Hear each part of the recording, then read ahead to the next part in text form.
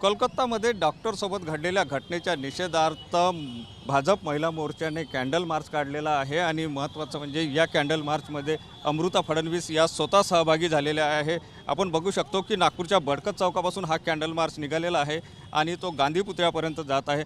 या ठिकाणी अमृता फडणवीस मॅडम काय सांगाल, कसे बघता या घटनेकडे? मी आधीच या बाबतीत आजच बोललेली आहे। खूपच भयानक अशी ही घटना झालेली आहे, ज्यात त्या डॉक्टर इंटर्नवर एकीकडे हे जे सगळ्या माणसांनी मिळून जो बलात्कार केला ही एक वेगळी गोष्ट, आणि दुसरीकडे जे सगळे प्रूफ्स होते आणि त्याचे ते मिटवण्याचा जो प्रयत्न झाला ही अजून एक गोष्ट। तर खूप भयंकर असा हा प्रकार झालेला आहे।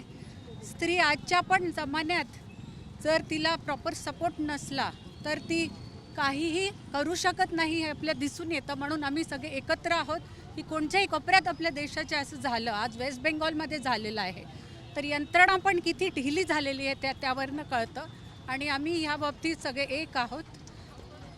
यंत्रणेने याकडे लक्ष द्यायला पाहिजे, कारण अशा घटना, महिलाच्या अत्याचारांच्या घटना जर बघितल्या तर मोठ्या प्रमाणात नक्कीच द्यायला पाहिजे। जर यंत्रणा एका प्रकारे स्ट्रॉंग असली, टाईट असली तर अशा गोष्टी होत नाही। पण इथे पाहिलं गेलं की हॉस्पिटलमध्ये घुसून जे प्रूफ्स आहेत ते पण काढले गेले, तर ही खूपच दुःखदायी अशी बाब आहे की दुःखात अजून जास्त त्याच्यात नमक लगाना असं झालेलं आहे आणि हे खूपच खराब अशी बाब आहे।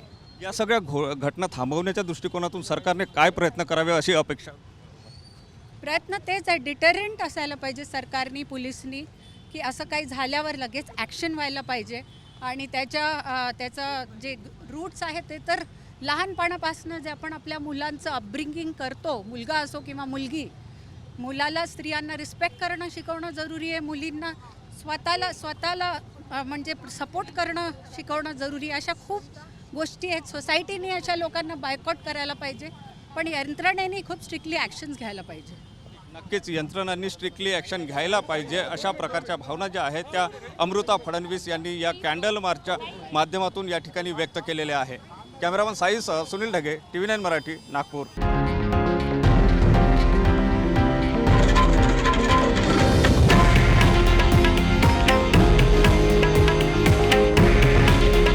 हे आहे देशातील नंबर 1 न्यूज नेटवर्क आणि आपण पाहत आहात TV9 मराठी।